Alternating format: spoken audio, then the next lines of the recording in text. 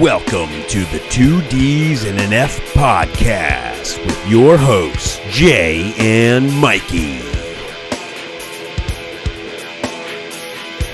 All right, so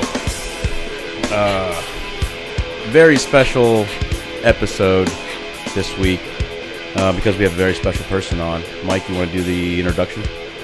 Yes. So we are welcoming none other than my very own beloved sister, Maggie Fischer. All right. Hey. And we're going to talk, I think we're going to talk a little history tonight, aren't we? Yeah, I think we're going to nerd out about some ancestry stuff and history stuff and the history of Mike. All right. Can't wait to hear that. Yeah. By the way, I don't know if you know this, but you guys lived on Astor Road. Yes. Way back in the day. I know that, yeah. Okay, yeah. Well, that you do. But maybe you might not know that I lived on Buttercup. Ah. And yes. Down the big hill. Yeah. Yep. We used to skate down that hill. Yes, for the listeners out there, there's a road called Buttercup, and I lived on it. I used to get hell for that in the military. What street do you live on? Buttercup. Buttercup. Yeah. So we're gonna go into a little bit of history on somebody who we were kind of taught for them to like be our hero back in school, really. Yeah. And then truths come out, or maybe the truth was out the whole time, but they just didn't want to see it. But Mr. Thomas Edison. Yeah. I don't know how many more high-profile cancellations really our culture can handle. But, I think a lot of people are probably aware that, he was kind of a dick and known for being a dick. But, we learn about him when we're kind of kindergartners, first graders, and all you really hear is he invented the light bulb and he invented everything, and kind of all the cool stuff we have today is because of him. But, the information's all out there.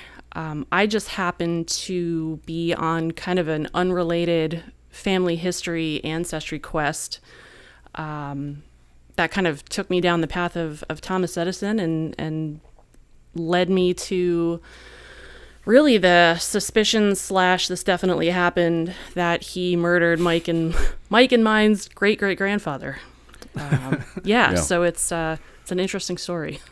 Yeah, well, let's hear about it. Let's go back to the beginning. First of all, what made you want to go on this quest? I mean, it's actually really normal to do it, and I've done it plenty of times. I looked up my last name. It didn't really take me anywhere. But I'm on, what's it called, 23andMe, where you spit in that cup or whatever. Yeah. A lot of people don't want to do that because they're like, oh, well, they're going to make a clone of you.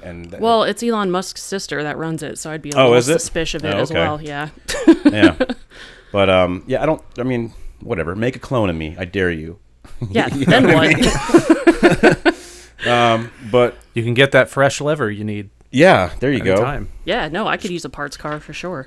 But yeah, it's kind of, I looked into Ancestry, I think I was probably customer number 4, back in 2008, 2009. And it was totally unrelated to, researching our ancestors. I was actually about to build a humongous website for a travel company that I worked for.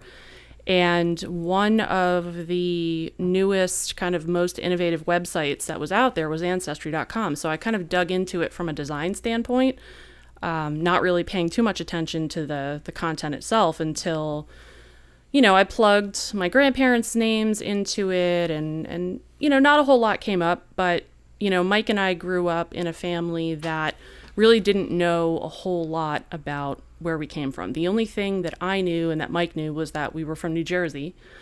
And at some point, a bunch of people came over from Ireland. And that's really all we knew. Ironically, when we moved to Pennsylvania, we have another brother. The three of us kind of felt like aliens, like we didn't belong here at all. Our parents didn't know anyone here. We just kind of got dropped in the middle of this cornfield, Macungie, and that was it. But one of the first things that came up when I started digging a little bit deeper into what came up was that my great-great-grandfather, when he came up in the census, his address was in Allentown. And I kind of, I called my grandmother and I was like, what is this? We have ancestors from Pennsylvania? And she was kind of like, oh, yeah, I guess we do. So his name was Calvin Freed. And we had always heard that he had some affiliation with Thomas Edison, but we weren't really sure what. We had like an old Edison phonograph in our house. We had a photo of Calvin, but there were never really many stories. There's really no information about what he did. We knew he died young, had no idea what he died from. So that was kind of the most interesting person came up that, that I decided was worth looking into. So one of the first things that I discovered was that he had a whole bunch of patents on different things, like propellers, crazy things. That the first thing I thought was like, oh my God, why are we not rich? Our great-grandfather has the patent on a propeller and all kinds of these other really cool inventions. Mostly like motor stuff, electrical stuff. Yeah, it was, all transportation related.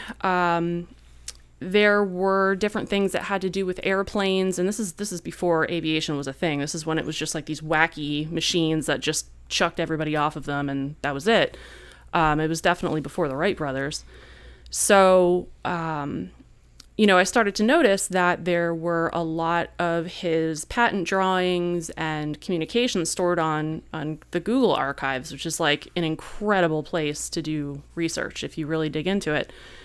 And then I found all these letters between him and Thomas Edison himself, which is crazy because there's really just not a lot of handwritten correspondence between Thomas Edison and really anyone that worked for him at all. You found the hard copies or just on the Google? They're scans. So there's actually a Thomas Edison archive at Rutgers University, and they have 99% of everything that Edison ever wrote, ever did. And a lot of it was between my great-great-grandfather and the man himself.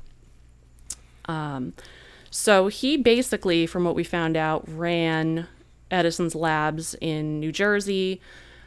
He was like Thomas Edison's number two, so much so that Thomas Edison built him a house in West Orange, like a block from the Edison labs, that was the first one to have electricity. I mean, he just like showered this guy with gifts and promotions, and they did almost everything together. His wife, Thomas Edison's wife, like taught my relative's Sunday school. They were always at his house. So it was a lot of really, really amazing stuff that sort of took kind of a negative turn.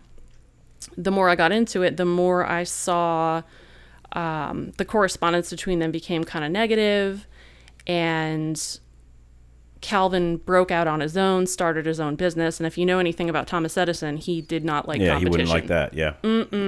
Yeah. So from that point forward, you see a lot of attention going to Calvin. So there's a ton of articles from the Morning Call around the turn of the century talking about how he is the greatest inventor of all time. He was a protege of Thomas Edison. So it's kind of taking Thomas Edison's name and building up my great-grandfather's brand, which I think really pissed Edison off a lot. Because he liked taking everyone else's that's what he did. And build up his name. He didn't really invent anything, honestly. No. He had a lab full of really smart people. Yeah. He posed next to a light bulb. He didn't invent the light bulb at all. Right. Or the X-ray machine. No. In fact, let me just read this real quick. I found this, and I don't know if a lot of people know this, but there's like rumors that he pirated movies. Oh, yeah. So this guy, let me see this name, George's Maley's masterpiece, A Trip to the Moon, was spreading like wildfire throughout London. Edison obtained a copy from a shady theater owner. Thomas Edison then made numerous copies and took them back to America with him. He showed the pirated film across the U.S. and made a lot of money off of it. And this film producer, didn't make a cent. Well, and actually, like they think it's the enormous financial loss was the reason why he like went bankrupt. This filmmaker. he took the credit for, kind of running with the first motion pictures, but it's funny, there's like a direct tie to this too, because the guy who really invented movies was a French guy by the name of Louis Le Prince. Yeah. And Louis Le Prince was about to patent motion pictures. And, there were the Lumiere brothers who also get, some of the credit for this. But Edison, he basically decided, that patent's going to be worth a fortune. I'm going to go ahead and just assert myself as the inventor. And he kind of got into the same kind of conflict with Louis Le Prince, who very mysteriously disappeared. Never found his body, never found his luggage. He was on his way to the U.S. to do a demonstration about how motion pictures work, and he didn't make it. Now, fast forward to 2004, a graduate student from NYU doing research on motion pictures, on kind of the history of photography, finds this leather journal, opens it up, and it turns out that it's a handwritten journal that belonged to Thomas Edison. And one of those pages says, "Heard from France, Prince is no longer a problem. I don't like murder, but now we can go ahead with the patent on motion pictures." Wow. This has been... He said those words, "I don't like murder." Not only is he a jackass, he wrote about it. Wow. So this graduate student freaks out, like, oh my God, I'm about to unravel one of the most iconic brands. He takes it, to NYU. Their scholars go over it. They're like, yeah, what are you going to do? Guy was kind of a little rascal. And that was it. There is obviously an empire dedicated to making sure that Thomas Edison's name stays intact. But, if you do the research, he's clearly a little rascal. Yeah, just because he had people in his pocket. Oh, yeah. And he was a marketing genius. Yeah. That was his thing. You can't blame him for that, for being an awesome CEO. And, that's kind of reminds me of Elon Musk. Like, you think Elon Musk is coming up with all these ideas. Maybe he's, coming up with the idea, but he's not the one making it happen. There's the engineers and shit in the labs that are making it happen. That's kind of like Edison in a way. Sure. But I don't think Elon Musk is like, I invented that and this. Maybe he is. I don't know. I'll give him PayPal. That's about it. Yeah. But and this guy Louis Le Prince had a brother who actually did challenge Edison on the patents, and I'll let you take a stab at what happened to him.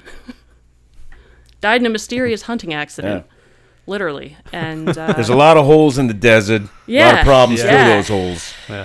When he told me to meet him 20 feet down the road, yeah, I had a 50% chance of coming back alive. But yeah, it's amazing. He could have killed someone in the middle of Fifth Avenue, and people would have still loved him. Which, that's a insane. lot of that going on. But no, it's kind of unbelievable to read this stuff. But then when you see how kind of common this knowledge is. I decided to reach out to Rutgers and say, hey, I've done all this research on my great-grandfather. He seems to have done all these incredible things, but then, toward the end of his life, he died at 43, basically the age I am now. Can you help me figure out what happened to him? And, the guy, his name is Paul Israel, and he's the head of the Edison Archives, and he responded right away, and he knew who my great-grandfather was. And he said, I have a letter that you might be interested in seeing. So I opened this letter, and here is a communication between two of Edison's kind of, his biggest goons. And one of them had sent an advertisement to the other one that was for my great-grandfather's company. And he wrote, we have to tell Edison about this because if he pulls this off, and he comes out with, it had to do with a cement product. If he pulls this off, his cement's going to be better than ours. So we have to do something about this guy. And, it was basically the beginning of what I think was kind of a plot to, to Louis Le Prince, poor Calvin. So right around the same time that letter was written, and I was doing this research, around 2014. And the way it kind of works, if you want to get a death certificate, you have to wait, at least in New Jersey, until 100 years after that person has died. So at this point, I still have no idea how Calvin died. I just know that there was a lot of tension, competition, bad news bears stuff going on between him and Thomas Edison, but I still didn't have a death certificate. So finally, in 2015, I was able to get it. And I opened it up, and I was super excited, like, oh, this is going to either put this to bed or, you know, kind of add a little more intrigue to this. And under cause of death, it says general paresis of the insane. And his death certificate was issued at Cedar Grove Hospital, which became Overbrook in New Jersey, one of the most notoriously horrible mental institutions that there were. So my heart kind of sank, like, oh, what is this? Like, what is general paresis of the insane? So I look it up, and it's syphilis. And I'm thinking, all right, well, wait a minute. I mean, I don't know a whole lot about syphilis, but what I did know was that it takes a really long time to die from it. And when I went back through all my research, the timelines didn't match up. Basically, at some point, just a few months before he died, someone committed him to the hospital. There was no paperwork on it, nothing. He basically got put in a mental institution, like, you know, a couple miles from Edison's house, and then he mysteriously dies of syphilis, which is what they did to kind of shame people back then. If you wanted to really destroy someone's name or embarrass them or erase them, you basically just said they had syphilis, wow. And that was it. So when I saw that, I thought, holy shit, like, that has to be what happened to him. No one in our family had any idea. My grandmother, when she was still alive at the time, she was like, yeah, you know, it was something that we just didn't ask about. We just assumed he ran off with somebody, or, you know, he had a brain tumor or something like that, and it wasn't. So at that point, I was kind of, you know, pretty sure that that's what happened to him. The last thing that I had a record of before he died was that he had gotten a super, super lucrative contract with France to help them engineer what were going to be some of the first airplanes. And this is right about the time that the Lusitania sinks. The United States is thinking, you know, we're not going to war, but we're probably going to go to war. You know, we didn't enter until 1917. But at this point, this is when Edison starts gearing up to figure out how he can get in on this and be part of preparing to go to war.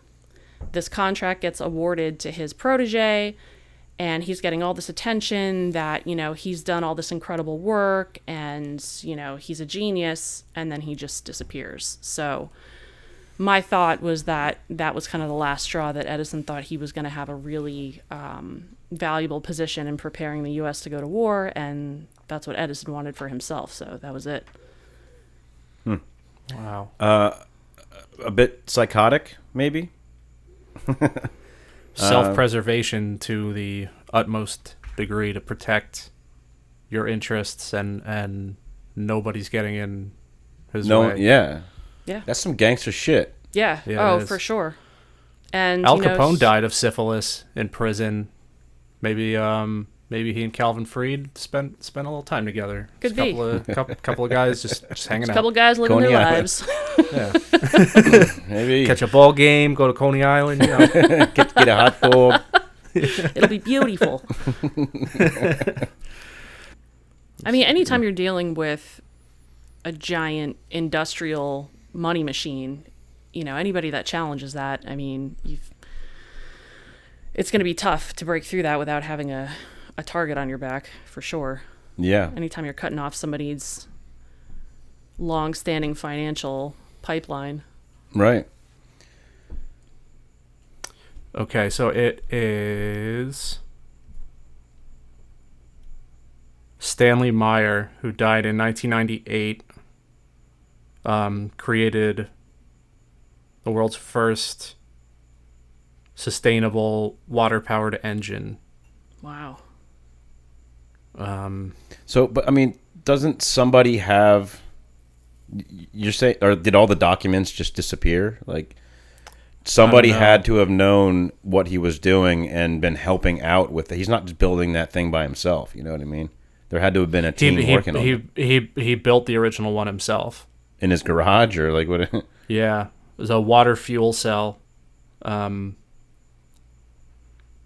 don't know. I'd have to do more digging on it, but that's definitely an interesting one. What was that little robot that somebody built? I don't know if it was water powered, but they were kind of documenting. He almost looked like Johnny Five, but smaller. That was going around the U.S. Johnny Five. And you know, it was kind of in Philly. Yeah, he gets to Philly and gets beaten to death. This poor robot. God. Was that around the time when like there was like a game going on where people were just running around like clocking people in the face? Yeah, probably a Phillies game just got let out, and some fair weather frat boy just decided to give it the old punt. I'm gonna punch this robot. That sucks. So do you I see you have a book there. What do you have? Do you have like a timeline, or what do you have in there? Some documents? You know, a lot of the stuff is just so unbelievable that, you know, I felt like the more I kind of went down this rabbit hole, I just kind of would print everything out that I would find, because I was always afraid, you know, somebody was going to disappear it. But one of these things I have here is a letter where I guess Calvin had gone to an engineering company in New Jersey with his ideas, and, you know, these guys, I think, were the beginnings of Curtiss Wright up there, because this was something having to do with, you know, aviation and navigation, and it's, you know, getting to be just about the time, you know, for war. These guys are super interested in his stuff, and they write this letter to Thomas Edison saying, hey, you know, we know this guy worked for you forever, and if anybody knows him and knows if this guy's legit, it's you. So, you know, again, Edison is super well known for delegating everything. The guy really never put a lot in writing. So this is one of the other things that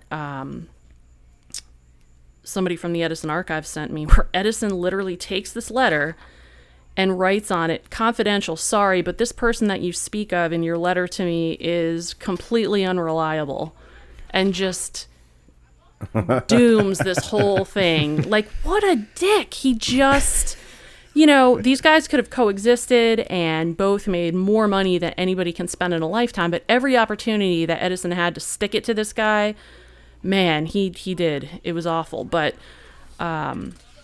you know, a lot of the other stuff that Calvin did when he was working with Edison had to do with engineering and pulling iron ore out of, you know, I think it was called like pig iron. It's what they named the Allentown iron pigs out of. Yeah. Mm-hmm. So basically they were trying to come up with this idea of how to extract iron ore from the earth in a more efficient way.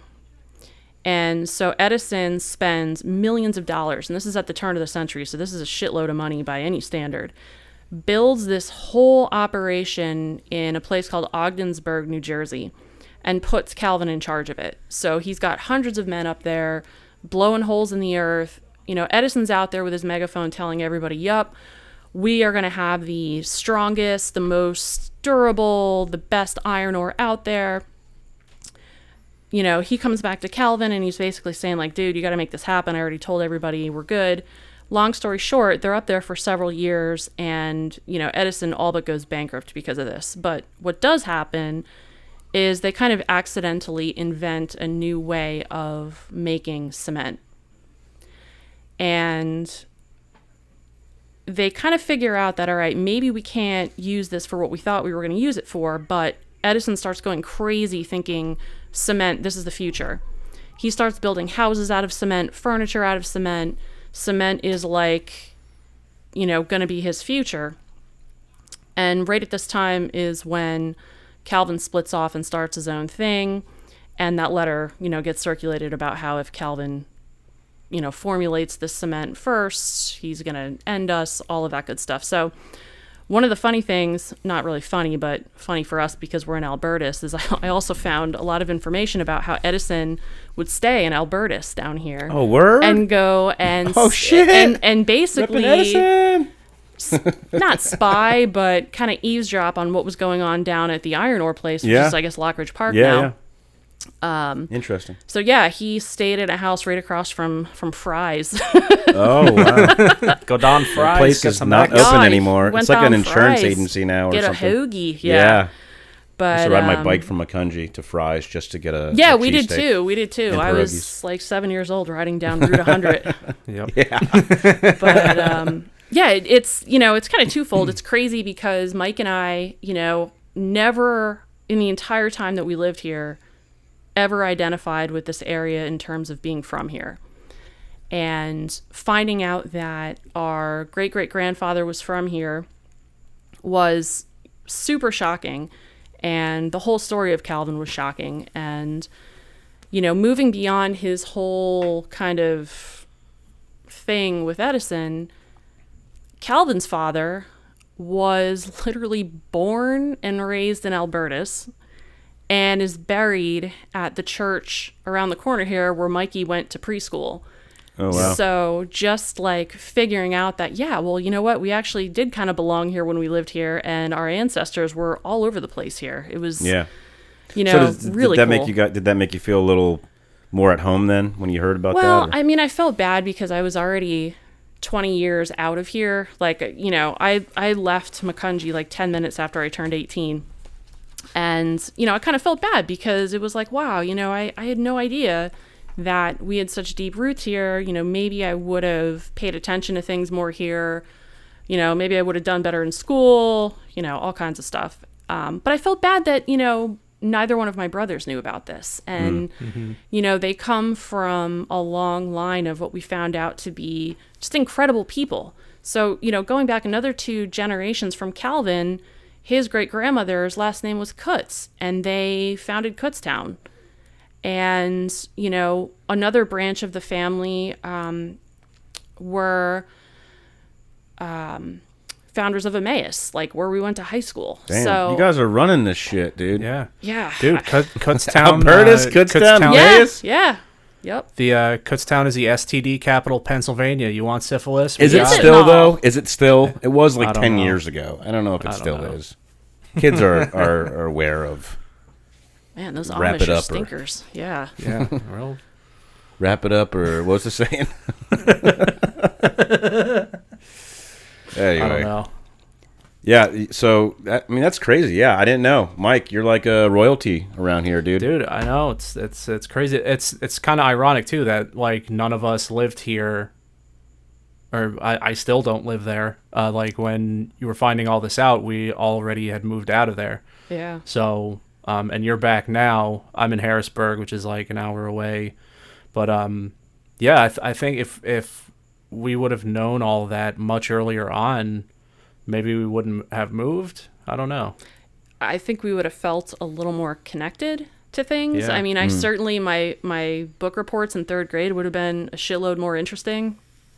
Knowing about the Edison connection, my great-great-grandfather founded this town, bitch, would have been great. But now... I maybe would not have been made to play Harriet Tubman in our 4th grade history class of dress-up representation. I got you Harriet kidding? Tubman. No. Yikes. If there would have been a camera there, I would have been like... Canceled? Yeah. Like I remember my hair was a mop. And they Wait, put like a an big actual brown... mop? Yeah, like a mop head. Like not a used one, but still a mop head and like a big brown garbage bag dress. And I had to tell the class about the Underground Railroad. Oh my God. Did you have to paint your face black and shit? Or No, but I kind of now get out there. 1994, could we have gotten away with that? Maybe. Probably back then. It Who didn't. knows? I don't think it. God, it wouldn't have meant anything back then. It wouldn't have meant anything 3 years ago, probably. Yeah, Maybe, But I don't then know. it gets on TikTok, and then all of a sudden, Canceled. No one's returning your calls. Yeah. But anyway, Well, I mean, that was kind of like one of the big takeaways for me was that doing this kind of research and just knowing this stuff, it can be kind of an incredible thing for just kind of your sense of what you're doing here. I mean, everybody struggles with what is the point of this? Things right now are as fucked up as I've ever seen, and it's, I think people need something to help them feel a little more grounded and give them some perspective. You don't know where you're going unless you know where you came from. Yeah, and I know that there have been people in my life, and I'm sure in yours, that have just been at the end of their rope and they just don't know what to do next. And one of the things that I think can be super helpful is to know about all of the insane things, the crazy things, the amazing things that had to happen for you to be sitting here right now. Yeah. And it gives you something to think about when you feel super lost. It's like, Jesus, so many of my people did this or worked so hard to get to this point, and here I am kind of carrying the torch. It kind of gives you that little extra motivation to do something. Yeah, and who you think you are might not be the case. Like maybe maybe you asked your parents when you were a little kid, where did we come from? What's our nationality or whatever? And like this was the case with me, and it wasn't really, we're Italian. It's like, is that it? It turns out I'm only like 14% Italian. There's a lot of other things. I have Neanderthal in me, which only I think 3% of the population can say that. Yeah. These days, I don't know. We got a little too there, That's why Mikey. I'm hairy. You got some. You guys got some Neanderthal. Little bit. Yeah, we got the 4 heads. Nice. Got 5 heads. Well, we're all 9 feet tall. We all have to wear special pants. Prescription pants. Yeah, exactly. But yeah, so that 23andMe thing, that it shows you like where you're in, where like it all began. Yeah. What the path was they took when the world looked like a different place. It's pretty cool looking back on that. Yeah, it's you figure from 2008 until now, I've traced every branch of our tree back to basically the Stone Ages. And the way Ancestry.com works is, there are things that are pulled from census data, newspaper articles, all kinds of stuff. But the biggest thing people do is kind of connect with other people's family trees, people whose families actually recorded history or talked about it. That's where some of the best information comes from. So I've had, over the past, 10, 12 years, had people reach out to me like, hey, I had no idea who my father was until I looked at your family tree. Like I've got probably 100 emails from random people who came across the family tree and said, oh my God, my mom, she died when I was really young, but it came up that we were DNA connections. So I looked at your tree and figured out who my family is and where I'm from. And this kind of research, like, it's super beneficial for you, but there are other people out there too that come across it, and it's like life-changing. Yeah. Same with 23andMe. It kind of like puts everything together. I don't know. Which one did you do? I did both of them. I was just kind of curious to see if they, Yeah, it tells you like where you have relatives. Exactly. I don't have many in the area or in the United States, period. I don't have many in the world, actually. Wow. There's a couple, yeah. None in Europe, actually. Huh. Yeah. That's pretty rare, actually. It's it's so far gone, like over time, it just disappears. My Italian name's Tallata. I couldn't find anything on that in Italy. So, well, it's interesting. Hopefully they won't be upset with me sharing this, but I had someone reach out to me just about a year ago, like right in the thick of the pandemic, and I get this email from this girl. Her name was Nora, and she was about the same age as me, and she was doing family research because her mother had just passed away, and her father was, obviously grieving and kind of looking to get into something to take his mind off what was happening. And I came up as like a first or second cousin of hers, which it's pretty rare that you get a connection that's that close to you and you have no idea who the person is. So she sends me this email saying, hey, I don't recognize any of the last names in your tree at all, but it's saying that we're related through my grandfather. And her grandfather's last name was Carr, Carr. And in my tree, there's a branch of the family called the Kerrs, like Kerr. So we figured that's kind of where the connection was. So long story short, we figure out that her grandfather had gone off to war. This is World War I with my grandfather. Both of them were in the Battle of Argonne Forest that's like featured in the movie 1917. Mm-hmm. They both got gassed. So my grandfather was sent home because he was so... Mike, this is Nana's dad. Okay. He was so badly burned from this mustard gas that they sent him home.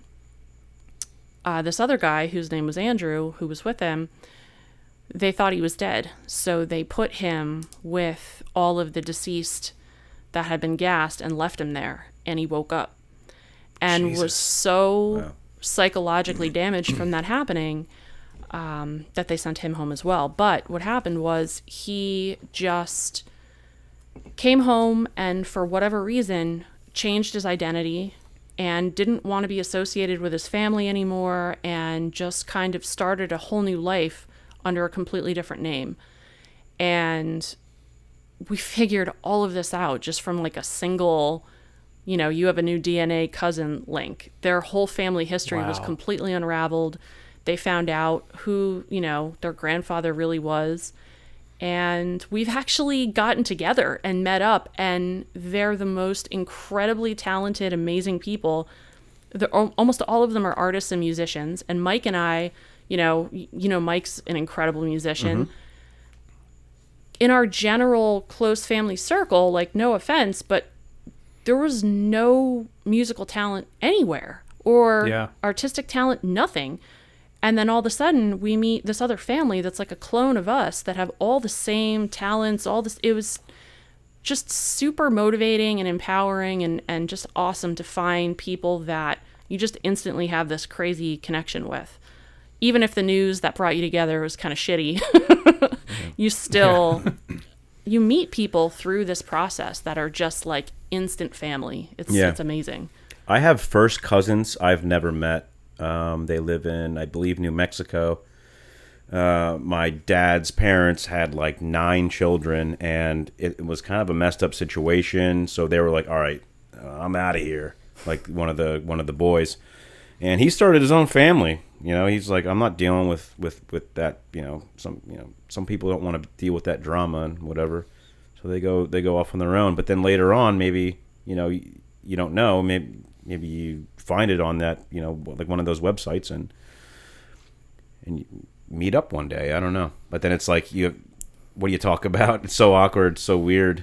Yeah, I would think it would be so weird, Yeah, there are definitely some that you kind of feel like, this is kind of a weird forced thing, but most of the people that I've met have been pretty incredible.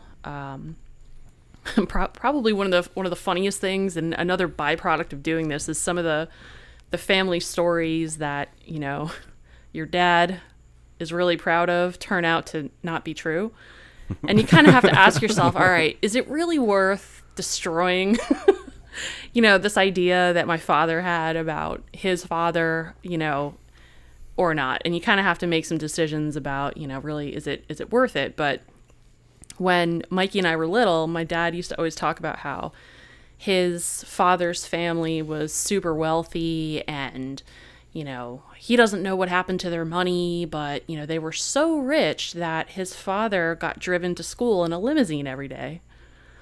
So I looked into it, and in the census, it said that his grandfather's job was a chauffeur. So, I don't think they were rich at all. He just got driven, dropped off on his way to drive rich people around. I know, but it was like, he was so proud of it, and I'm like, oh God, should I tell him or not?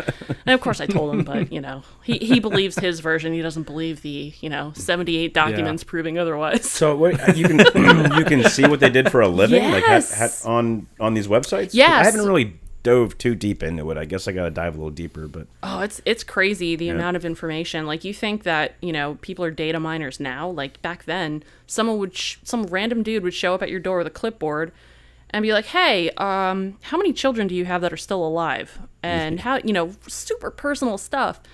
And it's all documented. Like, people just readily were like, "Yeah, I lost this child and my husband cheated on me and here's who I think his girlfriend," like, it's all there.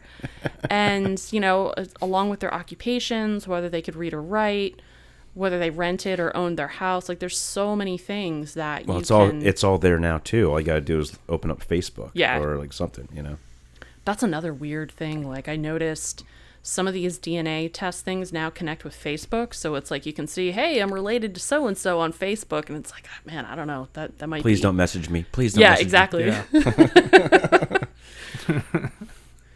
I have no idea how to use Facebook still, so I would just that's probably a good thing.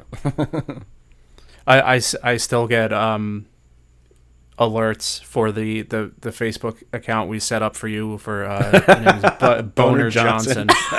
Yeah, I still get alerts from it just to make me laugh. Oh my God. It's all just friend suggestions. And it's all the same people we know. Well, the best is the reverse of that. Like, how many people are getting like, "You should be friends with Boner Johnson." Yeah.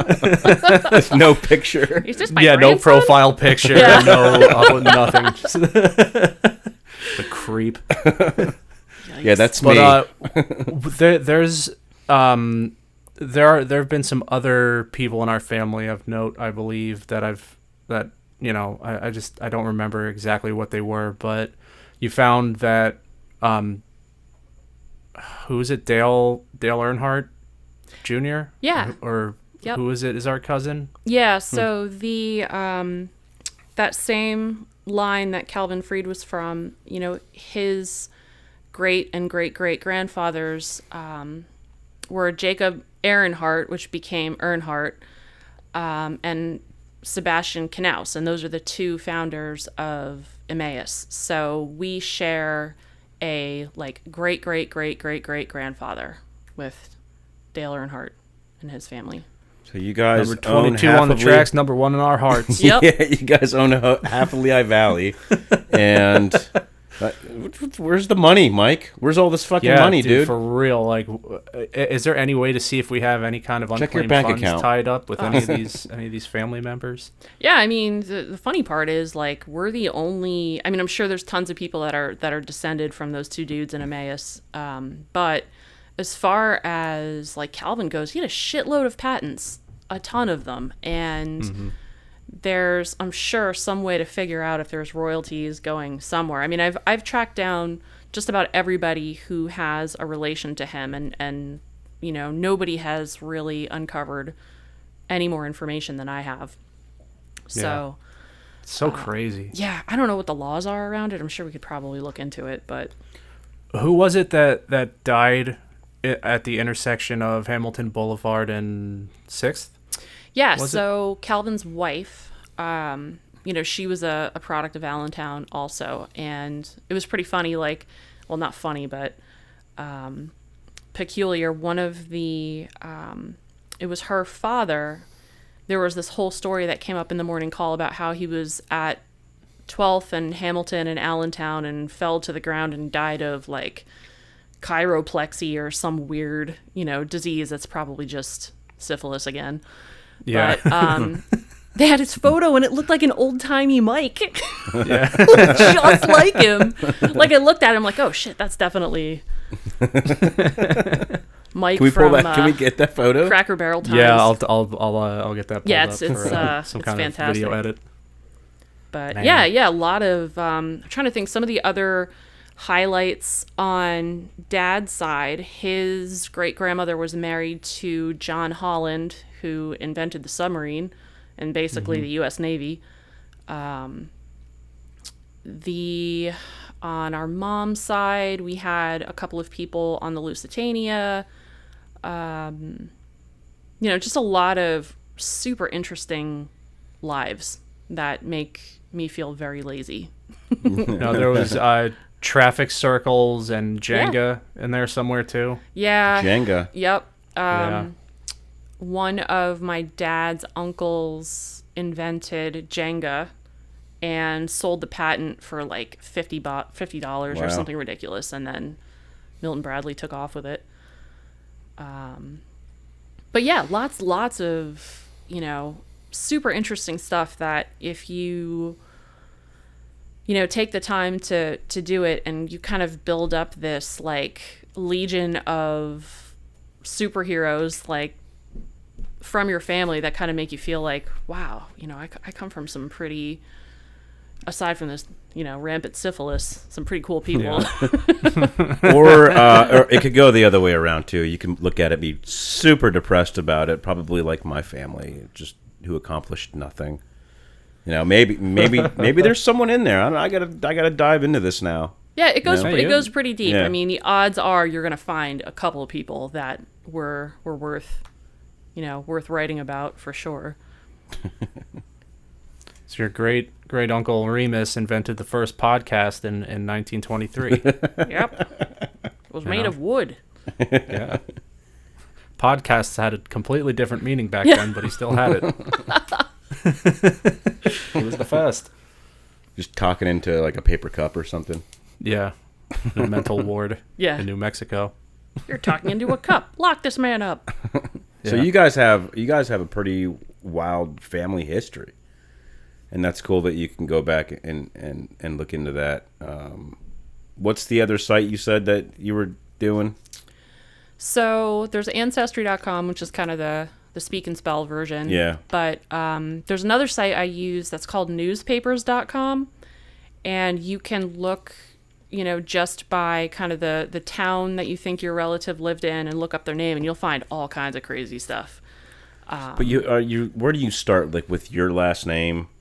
Yeah. And then it gives you like a little bit of a tree there. As long as you know who your grandparents were, the records from like anybody born in the 1920s and further back are really, really easy to find. So there's really kind of two things that'll happen. You'll come across a lot of stuff yourself, but you're also going to come across people who have your relative in their family tree, and that can add 4 or 5 generations to your research, like in one click. If the people are actively doing it, if everyone's actively doing it. I don't know how many people are getting on these websites. I mean, it's global now, so they've got like every human that's ever lived is somehow, recorded on this website. Okay. But yeah, it's. I had very, very little hope or interest that I was going to find anything. Like I said, I was kind of looking at it from I kind of wanted to copy their design for the project I was working on, and I just thought it's going to show, my grandparents, maybe my great-grandparents, but then, 10 years later, it's like, holy shit, we own Albertus. Like, it's, there's just crazy stuff that you just don't know until you kind of jump into it. Yeah. Are there any plans for you to take down the Edison name?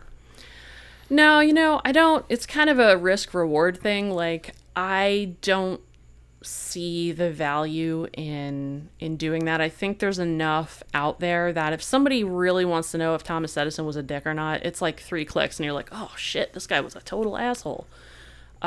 There's a lot of stuff online about Louis Le Prince and his brother, and ironically, the most like horrible story I ever heard about Thomas Edison was that he electrocuted An elephant? Topsy the elephant. Yeah. That's the only story about him that's not true. Yeah, he wasn't even turns there. out, nobody was there from his company. Nobody. It was totally made up. So there was That elephant electrocuted himself. Yeah, The elephant was the asshole. his name got thrown around, and that's it. But yeah, obviously he wasn't there, or the news would have saw him. That's a wild video, by the way. Yeah, I saw there was a video. I didn't watch it though. I couldn't. Yeah, it's well, apparently the elephant was a criminal. Yeah. It ran over a couple people, so they had to they were going to hang it. Oh my god. How do you fucking hang an elephant? I don't know. From a crane or something, I think they were going to hang it. Do it from a helicopter like in Scarface when they hung people Omar. were pretty much eating like handfuls of lead at that point in the industry, so who the fuck knows what they were thinking. But brain fever was everywhere. I don't think that's the worst case. I think the worst case would be the X-ray thing. One of the engineers that worked for him was really interested in this X-ray thing, but I think what's his name? Wilhelm Von X-ray. Von X-ray. Rottengane or some shit made it. I don't know. Wilhelm Rotten was a bad guy. No way. No. But so that's the guy who made the X-ray. But he took it as his own, obviously. And one of his engineers, he over 1,000 times a day X-rayed his hand. This guy eventually lost his arm. They did amputate his arm because his hand was so fucked up. So they first amputated his hand, and then they had to amputate his arm. Oh. Yeah. Well, I mean, Edison also invented the electric chair. Yeah. There's some crazy stories about the first time they tried to use that thing. There was a lot of, oh no. And he killed a lot of animals, too. Yeah. He killed a lot of animals. Did. That is what we were just talking about in the last episode with Heather. That is psychotic, right? That's what psychos usually do when they're like little kids and shit. But motherfucker was killing dogs and cats and shit. Yeah. Frying them. Yikes. Yeah, no, he definitely had no empathy whatsoever. Do you know anything about Tesla? Yeah, I mean, enough to know that he was, to use an electricity joke, like literally the polar opposite of Edison. I mean, he couldn't do enough to better mankind at his own expense. Whereas Edison was the complete flip of that. Yeah. Like, he just wanted to monetize the shit out of anything he could. And Tesla, He was would the have been original happy living in a patent box. troll. Yeah, exactly. Exactly. Yeah. Pretty much. I mean, you can't...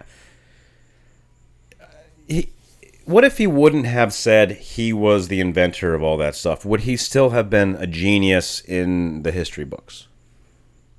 Because he was... You're still... I don't care if you didn't invent that stuff. You're still a genius for finding people to do He would have been the dirty the work for you. most respected project manager in history. Yeah, I guess so. Or CEO. Well, I mean, spotting talent and getting something, over the 1 yard line is a big deal. I mean, certainly there were many, many geniuses that worked for Edison, but didn't have the capacity to bring their stuff to market or understand truly what its function was going to be. He just always did that last 1%. Yeah, he shouldn't be like in the history books. He should be in like marketing books. Yeah. And absolutely. It's true. Like business books and stuff like that. Learn from him if you want to learn business, I guess, if you want to be a scoundrel. Yeah, you just have to have no feelings whatsoever. Yeah. That's the only thing. The complete guide to being a rascal. Yeah. What a stinker. But yeah, his I don't know if you've ever been to West Orange, but his labs are like perfectly preserved. It's pretty incredible to walk through them, and to even tour his house is it's incredible. I mean, he was an asshole, but it's still a part of history. Yeah, big part of history. Yeah, his contribution to our culture is still there. It's still what it is. Yeah. Scams. He's an asshole, but he's our asshole. Yeah. Yeah. Definitely. He would have done the whole Columbia House thing if he'd thought of it, for sure. That was definitely on brand for him. Oh my God. It just gives America even more of a bad name. It's like this asshole from America stole ideas from French, from Croatian people, British, because I think the British guys made the light bulb. Yep. So yeah, it's like it's the American way. It is. They don't really teach you, though, at least, back in the 1900s when I was growing up, they teach you that like the accomplishment is everything. They don't teach you that all of these people who are big CEOs, all of these rich people, all of these kind of quote unquote successful people, they make it seem like those guys studied so hard they got rich. Like, they don't tell you that you got to kill a lot of people and bust a lot of skulls to get to those positions. And I think a lot of people would decide to live their lives a whole lot differently if they knew that that's what was required. Yeah.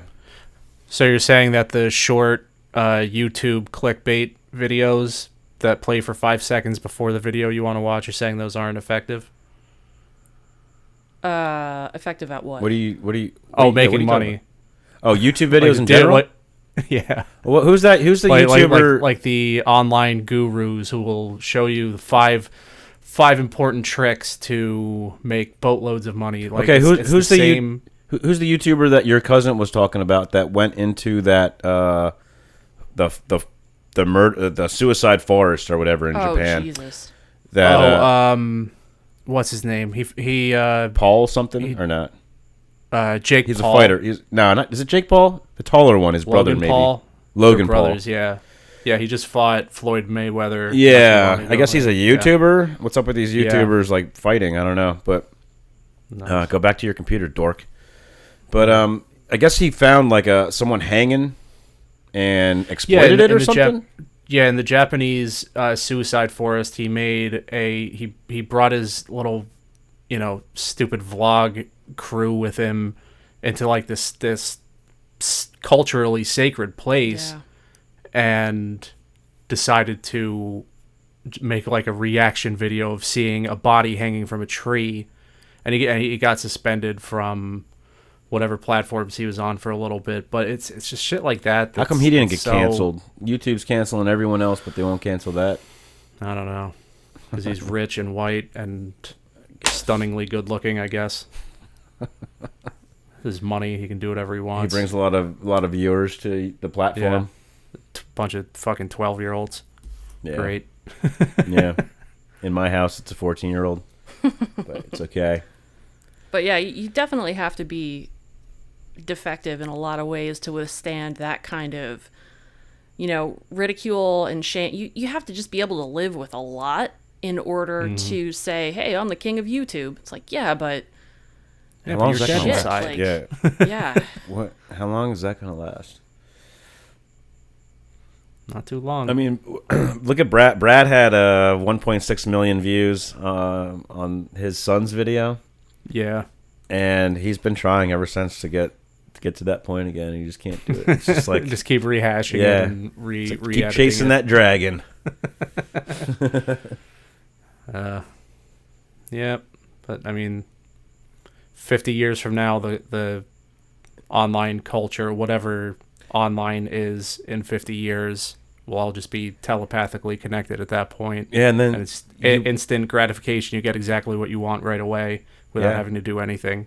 And you won't need ancestry because you're just like, show me a YouTube video of my great great grandfather, and boom, it's there. Have you seen there's like a thing where you can upload a photo and it'll like 3D model it so it looks like the person's head is moving and speaking to you? It's super creepy. Oh, really? What's that? Yeah. You can like upload a picture of anybody and it'll animate it so that it's not like a deep fake thing, but it basically maps the photo on like a 3D model of a human head, so it looks like your dead relative is speaking. Oh wow! So it's like a motion capture thing. Yeah. Are there things like words and sentences programmed? Obviously, they're programmed. It's not like AI. Yeah, no, you can make it say whatever you want. Oh, okay. Like you could send a threatening video to a loved one, like tell me, don't make me come down there. Get Mike a Sega for Christmas, or else. Yeah.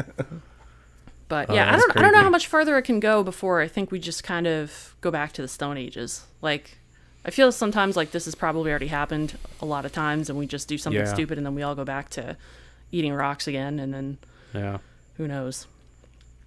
I hope so. I've been trying to cut time on my phone back dramatically. Yeah, just not scrolling mindlessly, and because just staring at screens all day just burns your brain. Yeah. What? So do you look at a computer all day for your job, or? Yep. Yeah. So all day at work. Do you wear the blue light lenses? I have a filter on my screens that blocks the blue light that hurts your eyes, and on the phone too. They have that now. Yeah, I had to get a pair of those glasses because it was really, really bugging me. Yeah. I mean, it's not only that; it's mentally taxing too, because you're just all this information at you at once. Like, it provokes your brain to go to so many different places in such a short amount of time that you just, like, I've been my brain has been stuck in third gear all day. I can't shift to fourth because there's so many things to think about that I just looked at. Yeah. And then when you get out of there, you take a break. I mean, you work at home, right? So, So when I'm in the office, so when I go from one room to the other, I go past a lot of people that have problems that need to get solved when I'm trying to take a break. So it's just like, wow, overload. Yeah. It's really frustrating. Like, with me and April are way overdue for a vacation, and that short little window when COVID was winding down for the first time, and we booked like 3 vacations. Now that all of them are canceled. Yeah, what happened with that? Is she, she doesn't have a good immune system and is deathly afraid of, like, getting sick again. Yeah, okay. And that's the worst place to be. You said you're going on a cruise? We were supposed to go. Our mystery vacation was going to be a day in LA to catch up with Josh and a few other people. Then it was going to be a week in Hawaii, and then we come back to LA for another week-long cruise on the Pacific coast. That's what the mystery vacation was. That would have been badass. Yep. And now just today, the governor or whoever runs Hawaii just said tourists do not come here. Yeah, but LA's not a good place to go either. I mean, everyone's really leaving there. Yeah. Well, that's where our flight was going to be out of, and we were going to be stuck there for like 6 hours. So we were going to go see Josh and a few other people in the meantime. Yeah. But that's all. Yo, I just flew into Lax. What you up to? Lax. Yeah, they're extreme out there. I was talking to Jarrett about going to Oregon. Like, it's one of the only states I've never been to. Some friends of ours just went and just couldn't stop talking about how beautiful it was. And then today, they're requiring outdoor masks. Like, even if you're on a hike somewhere. Yeah, they're going back to full-on lockdown and then some. I'm waiting for it around here. We're the signs are changing. Yeah. The signs are changing on the door. It said, if you want to wear one, it's recommended, but you don't have to if you're, vaccinated, blah, blah, blah. And now I just seen one. It was like, we encourage you to wear one, and nothing about being vaccinated or anything like that. Yeah. I'm seeing a lot more people wearing them. So, well, I was telling Mike today, just totally on a tangent. I went to a doctor's appointment today in Bethlehem, and I pulled into the parking lot, and there are probably about 30 people, kids, adults, older people, standing there with signs saying, it's our choice, it's our body, you can't force us. I'm like, what the hell is this? So I go in, and when my doctor comes in, I'm like, hey, what's up with all the people outside? They were all doctors and nurses from St. Luke's who apparently are going to be fired if they don't get vaccinated. Yeah. Yep. So I was probably in there for 30 minutes. When I came out, there was all up and down the street. So many people, I couldn't believe it. I actually had a hard time getting out of the parking lot. But, I guess they're mandating it, and you could be like a neurosurgeon there, and if you don't get vaccinated, they're going to walk you out the door. Yep. I think the government's doing the same thing, like government jobs. Mm-hmm. Yeah, there's going to be a big uproar coming again. Yep. Like, we need more. Yeah, it was bad the first time. I don't see any, independently owned businesses going for, like, if they survived COVID the first time. No fucking way we're shutting down again. There's no way. The businesses that did survive will not. No. They're booming right now, as a matter of fact. Like, all those little restaurants, they are fucking booming. Whoever maintained, they're making a lot of money right now. Or maybe they're just making up for what they lost last year. But, like, if we shut down again, it's over. Well, do we have any money left? Like, how many more stimulus keep payments? Keep printing it. No, just keep printing it. Our dollar's going to be worth a fucking penny soon. Yeah. Or we're not even gonna have pennies. We're not even gonna have dollars. We're gonna have crypto- Dogecoin and Yeah, fart coin. crypto- Yeah. Well, you know what Eric was saying about the government wanting to start doing digital currency is kind of true. I looked into that a little bit. I don't know like how far he went into it and how true what he was saying was, but there is some truth behind it. There's talk about it. So, Broken clock is right twice a day. yeah, yeah. So, it's a possibility. I don't know how that's gonna change and what it's worth, but I don't know. It's scary though. We're definitely on a precipice of a very big change. Yeah. And now the Taliban is back. They're back. Taliban's back. Yeah, but They're they're back nice and now. ready for They're action. nice now. They thought about it. They're gonna be cool. You guys better get out of here, or we're gonna do something. It's like, all right. Well, do you want us to come back in? Don't shut your fucking mouth. Don't do anything. We'll come back. Yeah. And Taliban. Can you they'll imagine take genital mutilation off the table, but women are still not allowed to drive again? Yeah. lying pieces of shit. Yeah. Can you imagine if Biden pulls us out? So Obama was supposed to pull us out, and he's like, you know what? That's probably not a good idea. Biden probably should have did the same thing. I think Trump did the same thing. That's probably not a good idea. They had these dates set.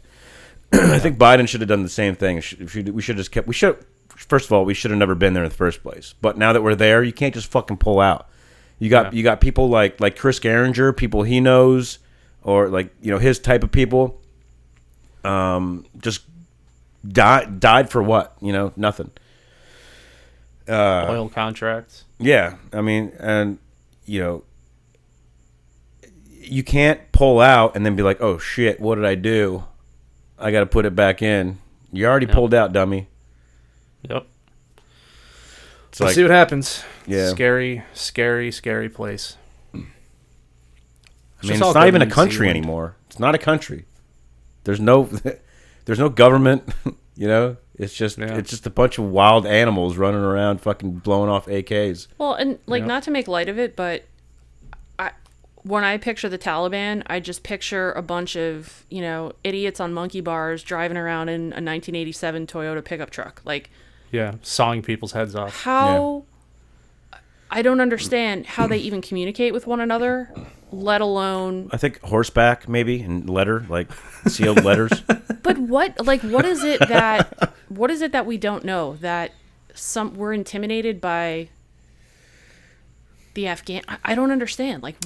It's just you can't. How can you fight? It's just like Vietnam. How can you fight someone you can't see? It's just like guerrilla warfare against the fucking redcoats coming in. But even if we're not gonna fight them anymore, which I think, definition of insanity, doing the same shit all the time, expecting different results. However, even if everybody agrees that we need to not be there anymore, there are different ways of not being there anymore, and just leaving 300 trillion quadrillion dollars worth of our equipment there. They have our biometric shit over there. Yeah. How do you not go get that shit first? I don't get. It's anybody that has even a second grade education is scratching their head over, okay, even with the best intentions and everybody agrees we're going to get out, why do it like this? Because we can't spend any more money to get the tanks out and all the weapons out. That's a lot of metal to move out of it. I know. Blow them up. That's what they normally would do. Do what my dad does after a garage sale. Yeah. Break it in half and throw it in the garbage so nobody gets that shit for free. Yeah, well, that's what they normally do. They would dig a hole in the desert and they would put a bunch of C4 in there and they would blow that shit up. But this is such a large scale, and I think we just had to pull out before it was too late. That's what they were thinking, which was stupid. During World War II, when Germany was going into Poland, there would be entire towns and cities that would burn down their own communities, so that the Germans couldn't get anything useful out of it. Yeah, and that's it. Town's done. Germans are here. We're done. But we have too much of a communication problem. I mean, in Europe, without technology and without the sophisticated tools we have now, they were all like, okay, everybody shut your lights off so that the planes can't see. They communicated more effectively than we do now. We have every device and communications crutch you could ever ask for, and none of us can get a sentence out and have two people hear it the same way. Like, we're completely functionally retarded when it comes to communicating. Yeah. Something it's a big damn shame. Gotta happen to change that and get, like, you know, after 9/11, when everyone in America was nice to each other for like 6 months. Yeah, we all nothing pulled else together. mattered. Everybody pulled together, and then what happened because of it? 20-year-long war. Now that we're just now pulling troops out of, that was not handled correctly any step of the way. Should have never been over there to begin with. Look, the Taliban. Why were they so aggressive? Why were they fighting us? Because they didn't want Western culture coming and ruining everything. Okay, we're leaving, and now you're still going to be... It reminds me of, like, the L.A. riots. You know what I mean? It's like, why are you smashing that Korean lady's business that had nothing to do with any racism or anything? Mm-hmm. You know what I mean? It's like they're fucking idiots over there. And now they have all this power, and they're like, okay, well, we're going to hold on to this. And you know what's going to happen? They're going to take it too far, and then we're going to be like, okay, well, I guess we're going to come back.